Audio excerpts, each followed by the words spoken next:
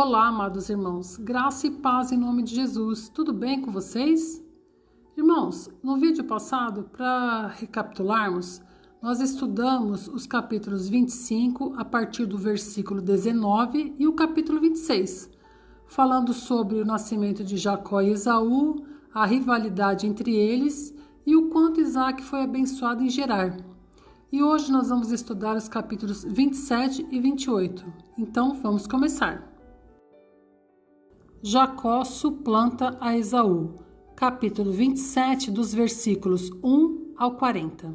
O plano de Isaac para conceder a bênção a Esaú e a estratégia elaborada por Rebeca e Jacó para impedir isso evidenciam a influência da natureza humana e das atitudes carnais em toda a família. Dominado por seus sentimentos e pela preferência que tinha por Esaú, Isaac decidiu conceder ao filho mais velho uma bênção que, conforme a palavra de Deus anunciada em Gênesis capítulo 25, versículo 23, não lhe estava destinada. Embora tivesse vendido seu direito de primogenitura por um prato de lentilhas, Esaú ainda pretendia receber a bênção. Rebeca e Jacó, por sua vez, não confiaram que Deus conduziria os acontecimentos conforme havia prometido. Em vez de esperar pela ação do Senhor, recorreram a métodos humanos e enganosos para garantir aquilo que acreditavam ser a vontade de Deus. Como resultado, todos sofreram. Quando Isaac percebeu que os propósitos de Deus haviam prevalecido sobre seus próprios planos, ficou profundamente abalado. Esaú, tomado pela frustração, encheu-se de amargura e passou a nutrir ódio contra Jacó. Diante das ameaças do irmão, Jacó precisou deixar às pressas o lar que tanto amava e partir para uma terra distante. Ali, enfrentou anos de dificuldades, durante os quais Deus moldou seu caráter por meio da disciplina.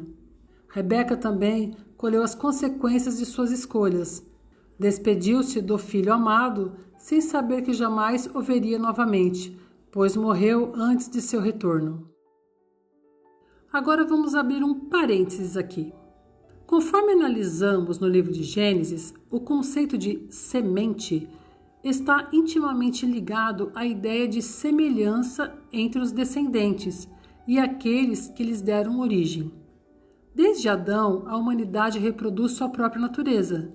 Como pecador, Adão gerou filhos segundo a sua espécie, transmitindo-lhes uma natureza inclinada ao pecado. Esse princípio pode ser observado em diversas gerações. Abraão, por exemplo, mentiu ao afirmar que Sara era sua irmã, e Isaac repetiu o mesmo erro ao agir da mesma maneira em relação a Rebeca. O comportamento do filho refletiu claramente o exemplo do pai. O mesmo ocorre na família de Jacó. Assim como ele enganou seu pai para obter a bênção, mais tarde seus próprios filhos o enganaram deliberadamente ao ocultarem o destino de José. Foi enganado por Labão, que lhe deu Lia em lugar de Raquel. Trabalhou muitos anos além do esperado e enfrentou inúmeras aflições familiares. A lei da semeadura e da colheita tornou-se evidente em sua vida. Jacó viveu recorrendo ao engano e posteriormente experimentou as dolorosas consequências de suas próprias atitudes. Aquilo que havia semeado retornou de diferentes maneiras ao longo de sua história. Agora, dando continuidade, vamos lá. É interessante analisar as 3 bênçãos pronunciadas por Isaac. A primeira, a bênção transmitida a Jacó demonstra que Isaac tinha em mente os interesses terrenos valorizados por Esaú. Em vez de destacar as promessas espirituais feitas por Deus a Abraão, enfatizou a fertilidade da terra, a abundância das colheitas e a posição de autoridade sobre seus irmãos e sobre as nações ao redor. A segunda, a bênção dada a Esaú referia-se principalmente ao futuro de seus descendentes, os edomitas. Eles habitariam numa região árida e de difícil cultivo, distante da fertilidade da terra de Canaã. Por causa das condições adversas, viveriam em constante luta, sustentando-se pela força da espada. A profecia também indicava que permaneceriam sujeitos ao domínio de Israel, mas que no tempo determinado romperiam esse jugo e conquistariam sua independência. A história confirma o cumprimento dessas palavras. Durante o período da monarquia, Edom foi submetido ao domínio israelita e mais tarde, gradualmente, recuperou sua autonomia. A terceira, a bênção que Isaac concedeu a Jacó antes de sua partida para Padã-Arã foi a verdadeira bênção da aliança feita com Abraão. Essa bênção abrangia a posse da terra e a promessa de uma grande descendência. Em Betel, o Senhor confirmou pessoalmente essa aliança e acrescentou a promessa de que, por meio de sua descendência, todas as famílias da terra seriam abençoadas. Desde então, Jacó foi reconhecido como o herdeiro das promessas divinas. Jacó vai para a Mesopotâmia, capítulo 27, a partir do versículo 41 até o capítulo 28, versículo 22. Preocupada, por um lado, com a ameaça que Esaú representava para Jacó, e por outro, desejando que ele não se casasse com uma mulher cananeia, Rebeca convenceu Isaque a enviá-lo à casa de Labão, em Padã-Arã. Antes da partida, Isaque encorajou o filho, transmitindo-lhe a bênção da aliança e orientando-o a escolher uma esposa entre seus parentes, alguém que pudesse compartilhar da fé e das promessas estabelecidas por Deus. Durante a viagem para a casa de Labão, Deus concedeu a Jacó um extraordinário sonho com o propósito de fortalecê-lo, encorajá-lo e firmar sua fé para os muitos anos de desafios que ainda enfrentaria.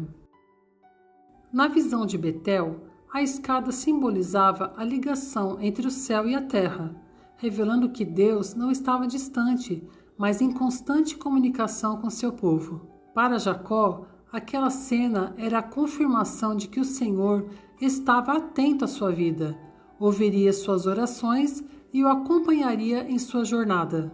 Os anjos que subiam e desciam pela escada representavam os mensageiros de Deus, cumprindo sua vontade e executando seu governo sobre a terra. A visão da escada em Betel encontra seu pleno significado nas palavras de Jesus. Ao falar com seus discípulos, ele declarou que veriam o céu aberto e os anjos de Deus subindo e descendo sobre o Filho do Homem, conforme descrito em João capítulo 1, versículo 51, fazendo uma clara referência ao sonho de Jacó. Dessa forma, a escada apontava profeticamente para Cristo, o único mediador entre Deus e a humanidade. É por meio dele que o ser humano tem acesso ao Pai, conforme o próprio Jesus afirmou: Eu sou o caminho, a verdade e a vida, e ninguém vem ao Pai senão por mim, conforme descrito em João capítulo 14, versículo 6. Em Betel, o Senhor confirmou a Jacó as promessas da aliança que Isaque já havia transmitido ao abençoá-lo. Deus assegurou que estaria com ele, o protegeria durante sua jornada e no tempo determinado o faria voltar à terra prometida. Sua presença seria constante e atuante, conduzindo cada etapa da vida de Jacó. Essa promessa, porém, não significava que Deus aprovasse todas as atitudes de Jacó. Pelo contrário, o Senhor o acompanharia para transformá-lo e cumprir plenamente seu propósito em sua vida. A revelação em Betel foi uma demonstração da graça divina. Graça quer dizer favor imerecido, concedida não por causa dos méritos de Jacó, mas da fidelidade de Deus à sua aliança. Embora Jacó ainda cometesse muitos erros, havia em seu coração disposição para responder ao chamado do Senhor, e Deus, em sua graça, trabalharia para moldar seu caráter e fazê-lo crescer na fé. Ao despertar do sonho, Jacó foi tomado por um profundo temor ao perceber que Deus havia se manifestado naquele lugar. O que inicialmente lhe causou espanto transformou-se em reverente admiração, pois compreendeu que havia experimentado a presença do Senhor. Por isso declarou: Na verdade, o Senhor está neste lugar, e eu não o sabia. conforme descrito em Gênesis capítulo 28, versículo 16, chamando aquele local de Betel, que quer dizer casa de Deus, e reconhecendo-o como a porta dos céus. Em resposta à revelação recebida, Jacó ergueu a pedra que servira de travesseiro, ungindo-a com óleo e a consagrou como um memorial daquele encontro com Deus. Esse gesto representava um ato de adoração e lembrança da fidelidade do Senhor. À primeira vista, o voto de Jacó pode parecer uma tentativa de negociar com Deus. No entanto, o contexto sugere outra compreensão. Ele foi movido pelo temor, pela reverência e pela gratidão.